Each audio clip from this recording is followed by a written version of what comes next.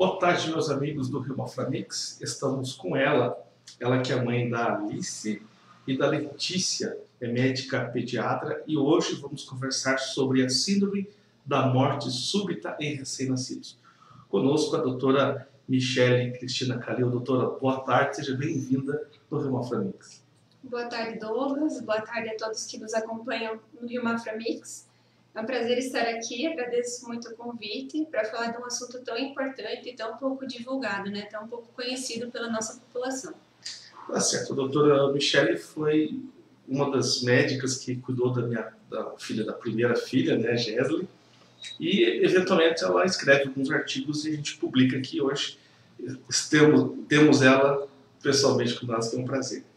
Doutora, nós conversávamos sobre a síndrome da morte súbita, né, que é uma doença, não é uma doença, mas é um episódio, um assunto muito delicado, traumático, que é a morte de um recém-nascido, né?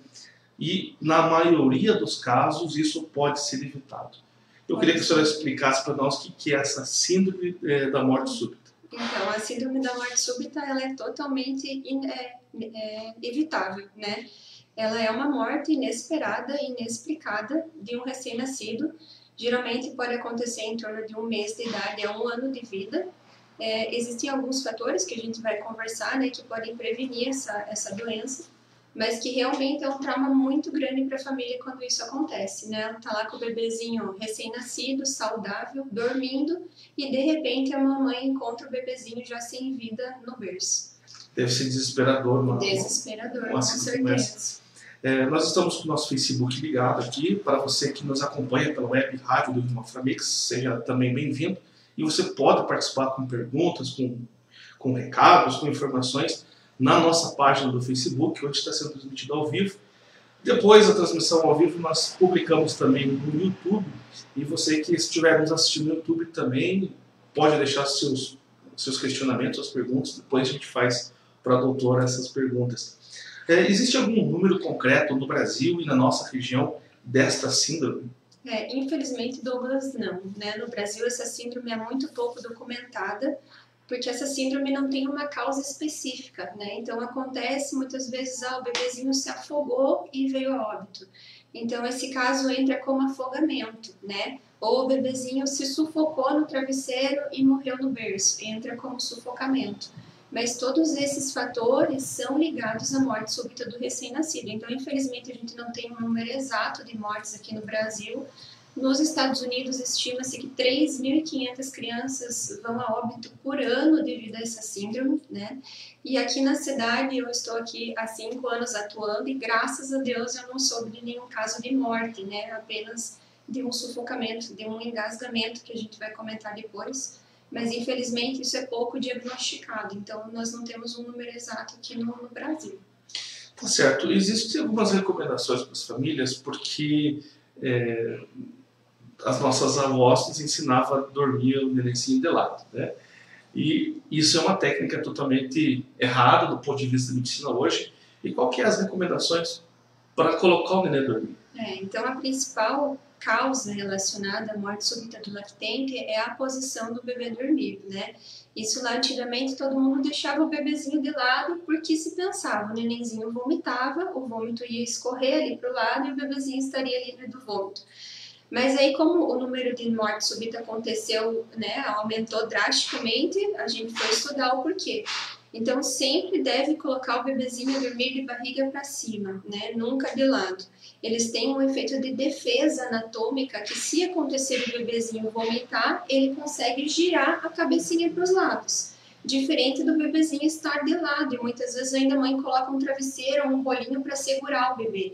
Vamos pensar que o bebezinho recém-nascido, até 6 meses, ele ainda não consegue rolar no berço, ele não consegue girar o tronco, ele só consegue girar a cabecinha. Então, se acontece de vomitar, por estímulo de defesa, o bebê vai virar a cabecinha para o lado, vai jogar aquele vômito que está dentro da boca, e quando ele volta para o outro lado, a boquinha já está livre. Mas se ele está de lado, ele vai tentar desesperadamente sair daquele vômito, onde a cabecinha fica exatamente viradinha lá para o teto, e ele fica ali aspirando aquele vômito que cai lá no pulmão e o bebezinho se afoga. Então é de extrema importância, a gente coloca o bebezinho e já ele faz essa posição, porque eles sabem que é uma posição segura para eles dormirem. E existem quais mais recomendações para ter para o papai de primeira viagem, para a mamãe, para os avós, enfim, para quem vai cuidar do recém-nascido, de uma forma geral? Sim, então existem outras causas, né? Não é só a posição de dormir que vai evitar a síndrome da morte súbita do lactente. Então existem alguns fatores de risco, né? Que são os bebezinhos de 1 mês a 1 ano, como eu comentei, essa posição de dormir, que a gente já deixou bem claro. A doença do refluxo também é um agravo, né? Aquele bebezinho que vomita muito depois que mama, porque existe o refluxo fisiológico, que o bebezinho volta por questão anatômica, excesso de mamado, mas existe o bebê que tem a doença do refluxo e isso também pode piorar a situação. Evitar ao máximo superfícies moles, né? Existe o protetor de berço. A mãe adora enfeitar o berço, encher o berço de bichinho de pelúcia, de cobertinha colorida, mantinha daqui, mantinha dali.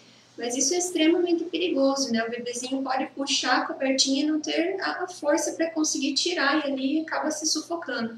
Ou consegue, por um impulso, rolar e se sufocar numa almofada.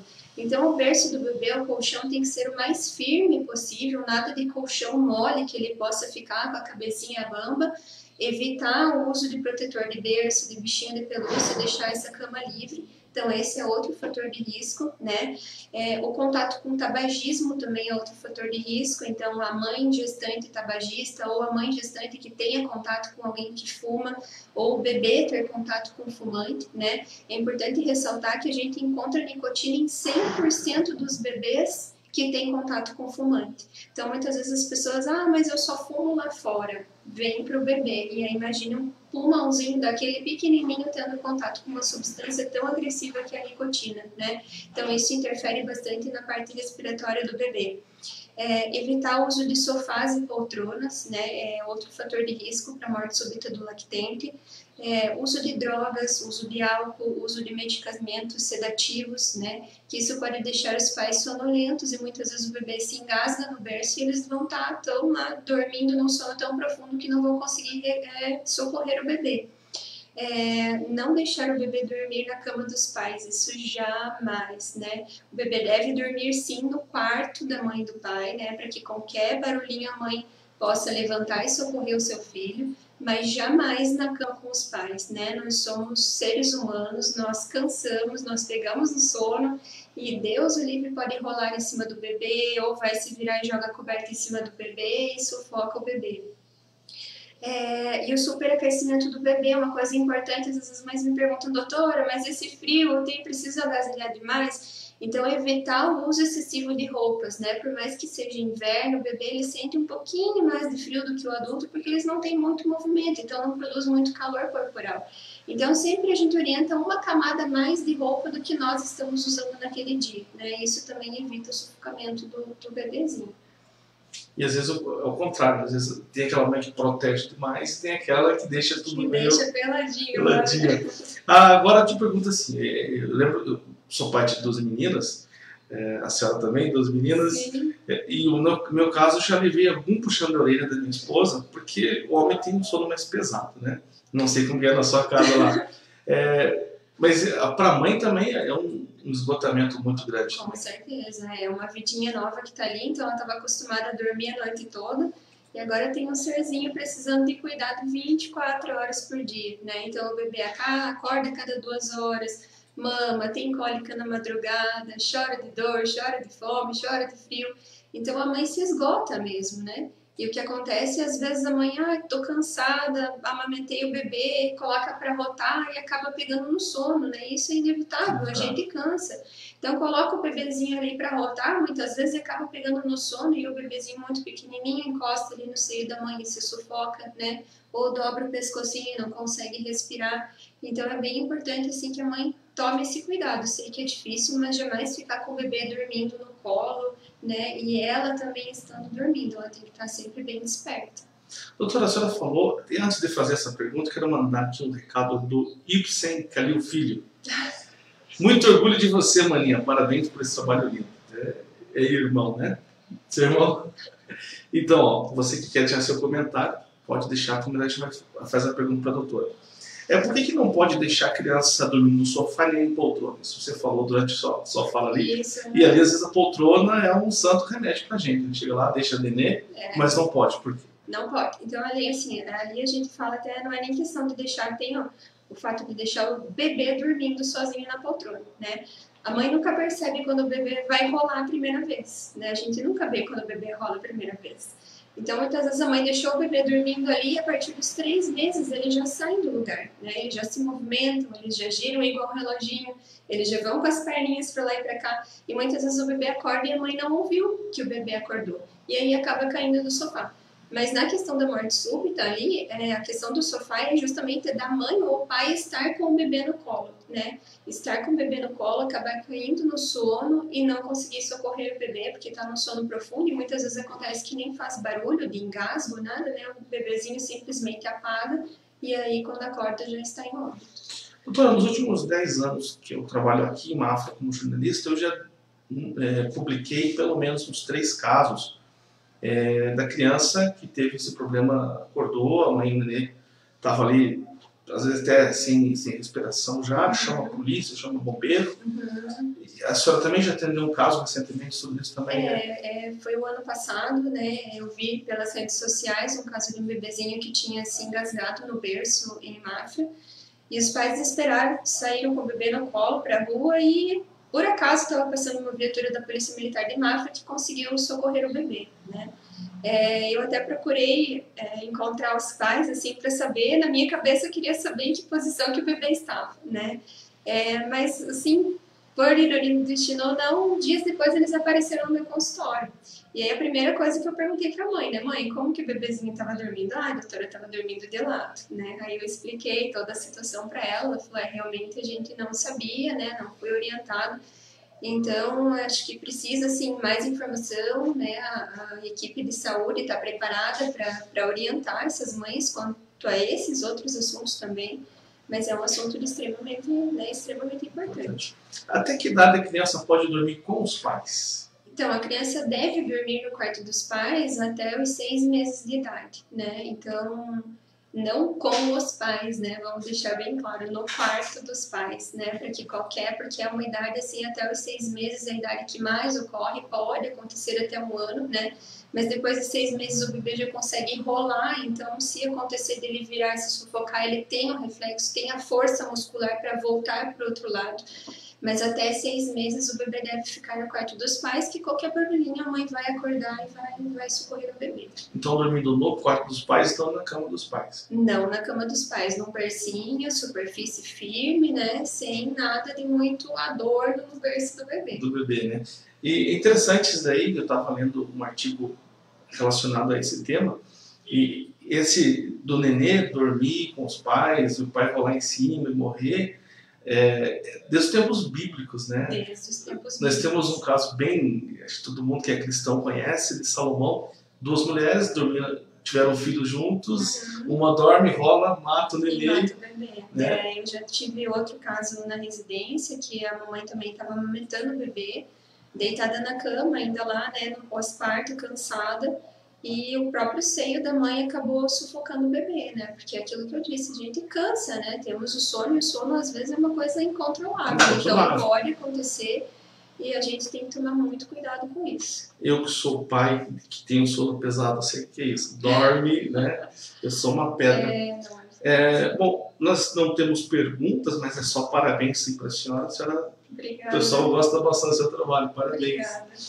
Obrigada. De um modo geral, né, qual que é as recomendações para os pais? Eu pergunto isso porque, assim, quando você compra um carro, seja 0 km usado, vem um manual de instrução. Quando você ganha o nenê, o máximo que você ganha é a carteirinha lá do registro de vacinação. E lá não tem muitas informações para o que fazer, acho que principalmente para pais. Sim. E hoje nós vivemos também não sei se dá para chamar uma epidemia de mães muito jovens também. Sim. Que mal sabem cuidar delas mesmas, mas tem que cuidar de Estão despreparadas. Quais são as recomendações do nível geral, doutor? Então, assim, procurem ajuda, né? Procurem informação. A internet está aí, é muito útil, mas tem que cuidar um pouquinho com o que lê na internet, né? Eu costumo falar que o Dr. Google não é um bom médico, né? Então faça um bom pré-natal com um obstetra de confiança que oriente essa mãe até o momento do parto, né? O que muitas mães, a maioria das mães não sabe que é possível fazer um pré-natal, uma consulta de pré-natal com o pediatra, né? Antes do nascimento. Então, depois que o bebê nasce, as mães chegam no consultório cheia de dúvidas, né? A gente tenta sanar a maioria dessas dúvidas ali num primeiro momento, mas muitas vezes o neném já está chorando, a mãe está nervosa, já está com cólica, não está conseguindo mamar, já está curiosa para ver o peso do bebê, e nós não conseguimos passar todas as orientações. Então é importante que as gestantes façam uma consulta com um pediatra de confiança antes do bebê nascer, que leve todas as suas dúvidas, né? Que nós vamos tentar sanar e preparar essa mãe para qualquer situação de emergência, elas já ficarem, né? E muitas vezes nem uma emergência, como agir numa cólica, né? Como agir se o bebê se engasgar, qual é a posição melhor para o bebê dormir. Então tudo isso a gente tenta passar nessa consulta de pré-natal para que a mãe, a hora que esse bebezinho vem ao mundo, ela já está mais preparadinha e mais tranquila. Tá certo, para você que está chegando agora, estamos falando sobre a síndrome da morte em recém-nascidos, síndrome da morte súbita em recém-nascidos, né? E a principal dica da doutora é não deixar ela deitada de lado, sempre de barriga para cima, porque a criança tem, se vomitar, ela automaticamente tem esse autodefesa. Uma outra coisa, uma reportagem que a gente fez também, que a senhora nos ajudou a fazer, que é aquele hábito dos pais, dos irmãos mais velhos, jogar a criancinha para cima como se fosse jogando vôlei. E isso também pode causar um problema irreversível, né? Isso é uma coisa muito séria, né? Até a gente fez uma palestra no ano passado para o Rotary Club, né? Que eles orientariam as mães. Então, esse shaking baby, né, que é o termo em inglês, é o chamado sacudir o bebê. Então, às vezes, não é nem o sacudir de sacudir lá que está com raiva do bebê, mas é a brincadeira, né? Jogar o bebê para cima, colocar o bebezinho a cavalo e ficar com a cabecinha para lá e para cá. Então, isso pode balançar o cérebro do bebê. Então, o cérebro do bebê ele é um pouquinho menor do que a caixa craniana, existe um espaço ali entre o cérebro e o osso, e por ali passam vasos sanguíneos. Então, esse movimento pode romper um vasinho ali e causar graves sequelas para o bebê, né? Inclusive, sangramento de retina, deixar o bebê cego, né? E pode levar até a morte. Então, é um outro assunto para a gente falar, outro tema muito importante. E qual que é a idade, voltando ali para a síndrome, qual que é a idade assim, que a mãe agora está tranquila ou não vou mais ter esse problema? Geralmente, os casos que foram diagnosticados foi no máximo até 2 anos, né?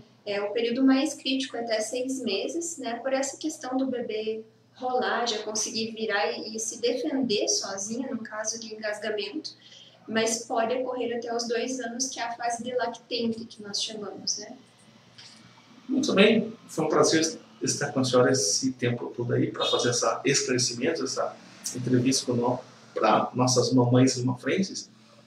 Ficamos aqui aberto para quando a senhora quiser vir para outros temas. Temas a gente tem bastante. Bastante. A pediatria é rica, né, em temas e orientações. E eu gosto muito da medicina preventiva, né? Eu acho que a gente vamos prevenir, né? Depois não remediar. Então, precisamos orientar mais as nossas mães para que situações como essas aconteçam, né? Na pediatria, então, aquele velho ditado é muito atual. Melhor prevenir do que remediar, com certeza. Essa foi a doutora Michele Cristina Calil, nossa médica pediatra. Doutora, suas considerações finais, seu contato para quem quiser conversar depois desse bate-papo, fique à vontade. Tá. Agradeço muito o convite, né? Um tema, como eu falei, de extrema importância, né? Eu gosto muito de orientar as mamães que vão no consultório, tirar todas as dúvidas e coloco à disposição. Temos a página do consultório no Facebook, meu Facebook pessoal, meu consultório fica ali próximo a Sanepar de Mineiro, então me coloco à disposição para qualquer dúvida, ou via Rio Mafra Mix também, sempre que precisar, pode contar comigo. Então, tá ótimo. Rio Mafra Mix, muito mais que informação, as notícias de Mafra de Negro sempre aí na palma da sua mão. A gente volta com as principais notícias a qualquer momento. Muito obrigado a vocês que nos assistiram. Fique com Deus e até a próxima.